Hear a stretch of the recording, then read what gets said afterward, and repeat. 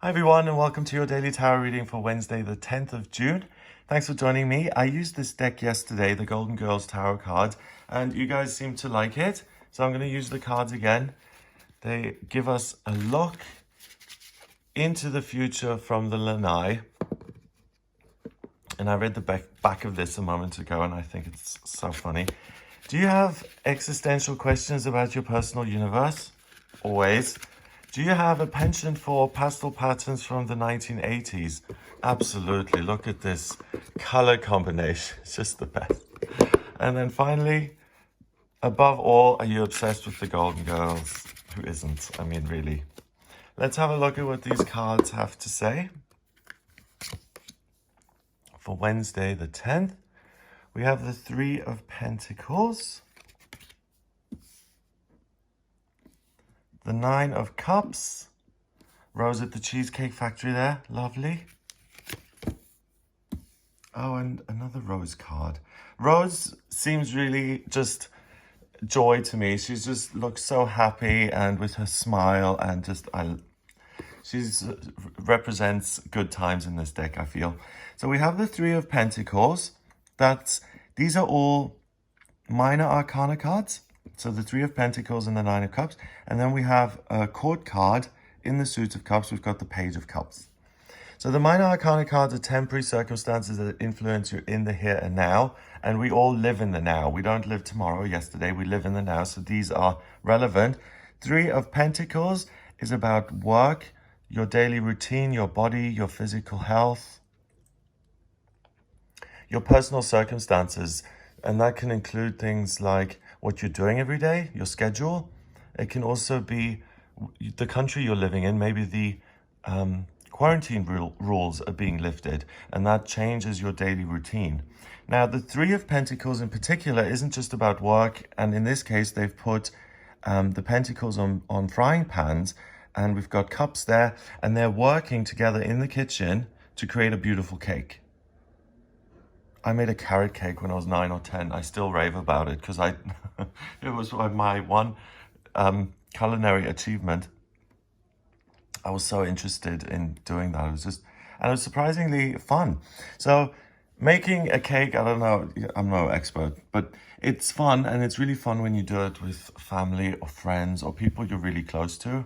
Because it's like when you're in the kitchen, if you go to house parties and things, I don't know why, but I always went to the kitchen. I just felt most comfortable there because I guess it's where people talk and connect. And doing something like this is just so sweet and fun, and it's just a nice way to connect with other people. We've got Rose here. I don't know if you've watched The Golden Girls. I have. I loved it. I can't watch them at the moment. My struggles with The Golden Girls. We've got Rose, this lady. She's like she's like from some Scandinavian village or something, and she always makes these jokes about schnurken, flirken, hügel, mörken, and she just says words like that. Then we've got Rose. Yeah, Rose. Then we've got Blanche. She's the one who's really interested in guys, and she always looks her best, and she's just funny and glorious. And then we've got Dorothy, and I love her. She's the one who's painted in such a sympathetic light. She's a school teacher, and she's in the public school system in Miami where this is set. And she takes care of her elderly mother, and she's got this bastard of an ex-husband who doesn't appreciate her, and she's really a survivor, and she's, you wish her all the best. But these three very different people with all these complex things, just focusing on something simple like that, like making a cake and the flour, and then sitting down and eating the cake, that's going to bring you a lot of joy. Nine of Cups is a woman who really is a symbol of feeling good. And it's as simple as that. Feeling satisfied with yourself, feeling comfortable with the person you are, treating yourself to something that you enjoy because you can, enjoying the contrasts in your life, enjoying all of the wonderful experiences you've had, and the amazing ability to just be grateful to be in the present moment, to enjoy yourself, by yourself, to treat yourself. That's, you know what's interesting, also the quarantine again, what I found really difficult, and I don't know if you share this, I am by myself in life. I live alone and do things by myself, and that's fine. When the quarantine hit, it kind of put extra restrictions on people like me, people who are by themselves, because everything that you can do by yourself, that's, I mean, in society, going to a film or connecting with friends, social distancing, or just going out to have a piece of cake and a glass of, what goes with cake? Strawberry milkshake. Just simple pleasures in life. Those have been really put under pressure on top of the pressures that were already there. So I think everyone, regardless of where you were in life, whether you were on top of the world or whether you were living by yourself and you already had things going on, regardless of that, it's put extra pressure on all of us. And it's made life a little bit less fun because it's just taken little things that we've always taken for granted away. And the result of this is that people are now very sanctimonious. If you ask me about, oh yes, I know the things that are valuable in life. I read the Bible and I find joy in the simplicity of God. And I love myself. So I had absolutely no problem. For example, I had absolutely no problem in the quarantine because I love myself so much. So I knew immediately how to take care of myself, how to make myself smile, how to connect with my friends online, and to immediately know what's best for me. Now, most of us didn't feel that. We felt that, the external things that make us feel good, cups being, emotions, intuition, love, things that make us feel pink about ourselves, tickled pink about yourself. You tell a funny joke or people just think you're gorgeous and you walk into a room, they all tell you how beautiful you are and you just feel rosy and pink. And even that kind of thing has been taken, flattery by other people because you couldn't hang out with them. So I really think that the people who've come through this quarantine, I have so much more respect for everybody because I've just realized how hard certain things are and how difficult it's been to be without those things and how they've brought us simple joys. So in my case and in your case, we've all adapted, right? We've all found new strategies of living. So some of us have gone back to books that we've loved to read, or basket weaving, or games that we played, or ways of playing games. And that's the Page of Cups. The Page of Cups is a person who's just learning about the emotional side of things. It goes up to the Knight of Cups and then the King and Queen of Cups. Now, Rose in the show, she's a bit of an airhead and she puts her foot in it and she really has no other emotion than happy and sad. She's like, no, I'm not being fair to Rose. She's just a lovely, beautiful, innocent soul who just breezes through this house in Miami and she just brings joy and love and peace and happiness into everyone else's life.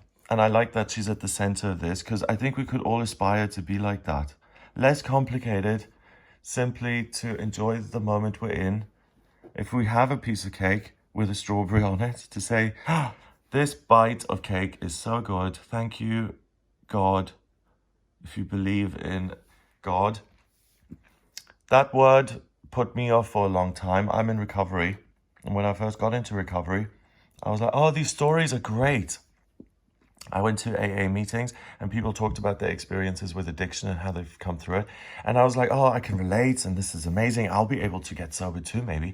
And as soon as they said God, I was like, oh, now I'm excluded because God doesn't like me. I grew up fundamentally Christian and I don't fit into that fundamentalist mold. So I felt rejected. So when I say God, it's if you're spiritual, if you have a belief in something bigger than yourself, if you're agnostic, if you're undecided, if you feel maybe there's something out there, maybe there isn't, or if you're absolutely certain that there's nothing out there, then be grateful for the things that you've got, wherever they come from.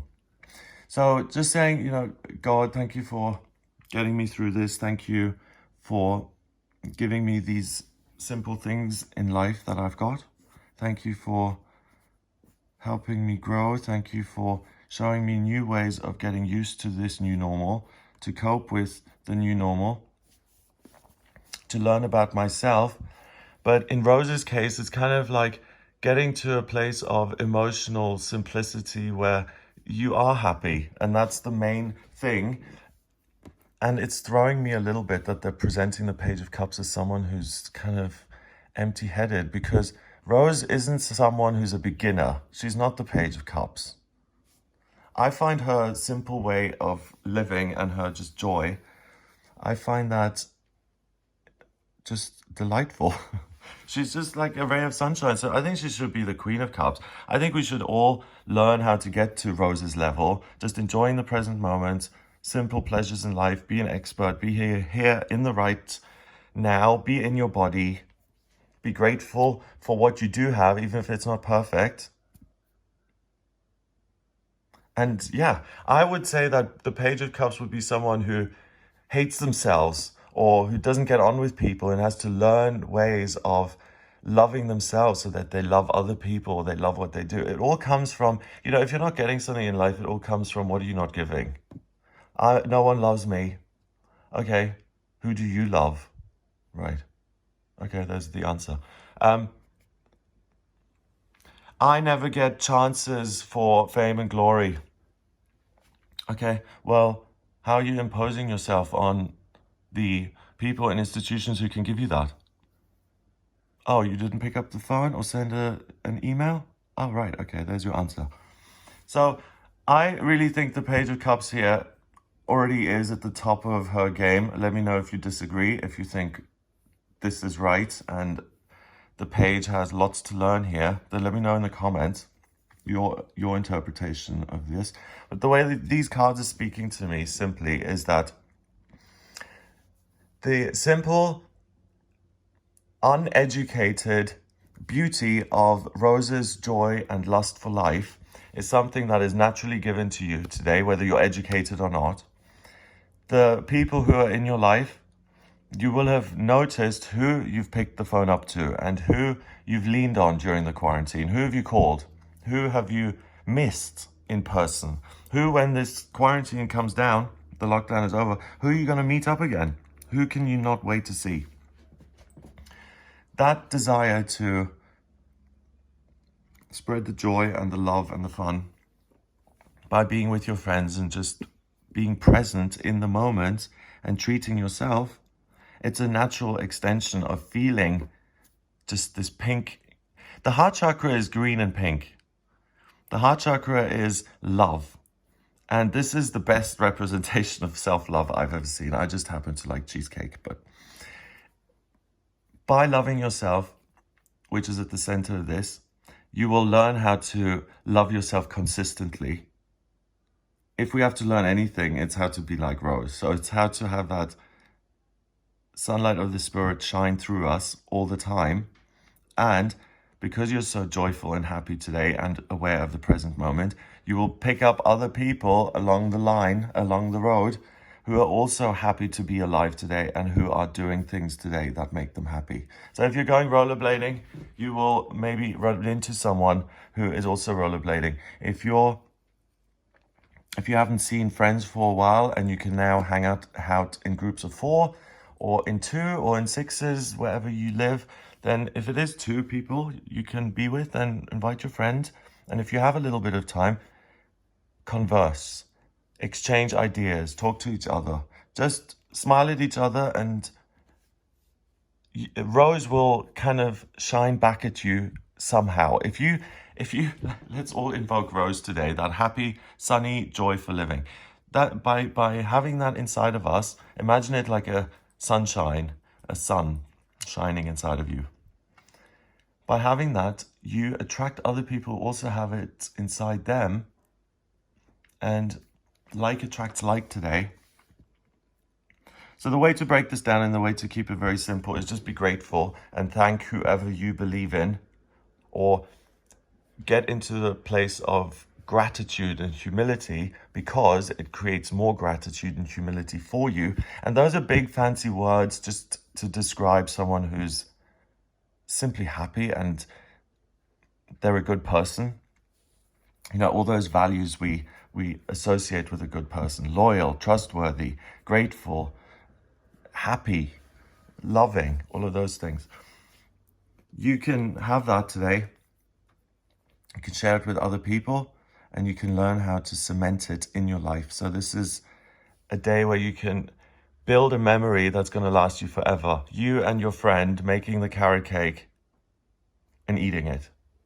As simple as that, and just bonding over that experience. You don't need... The other thing the lockdown has taught us, materialism is a bunch of rubbish, isn't it? I mean, I'm using cards here. They're physical, material things. But people who have tried to fill a hole in their soul by buying things constantly, or by getting compliments from other people, by being around others, by impressing other people, by having giant bling on your hand and getting all the compliments, all of that has gone by the wayside. So a lot of people are going to be much more grateful for the simple things that they have. And even though as a culture, that means things are going to look a little bit more reasonable, sedate, boring even. You know, for instance, all of the reality shows we have, which completely celebrate consumerism and being overly rich and excessive. I think we're entering a new time now where we look at that and we say, wow, that is almost vulgar wastefulness and vulgar wealth. It's almost like the 1980s. And I'm using a deck from the 1980s where everyone was a stockbroker doing cocaine. I'm exaggerating, obviously, and spending recklessly and maxing out credit cards. That was the media kind of one particular story associated with the 1980s. And here we're starting to, that has been pulled away from us, you know, that belief that spending money and the things we have and all of the impressive power, blah, blah, blah, it's just a bunch of rubbish when you're sitting alone in your house in lockdown and you don't need to bother anymore. And it's going to be very liberating for a lot of people who felt like they needed to keep up with the Joneses. They don't. And they can simply learn how to integrate simple happiness into their life from simple, achievable things that we can all do, or most of us can do. Yeah, some of us don't have the freedom to take a walk in the woods or to go over to a friend's house and to make something. Number-wise, we've got 3 and 9, that's 12, and 1 is 13. 1 and 3 is 4, and 4 is about stability, security, structure, longevity, a foundation, a platform which you can use to build. So use Rose at the center of this reading.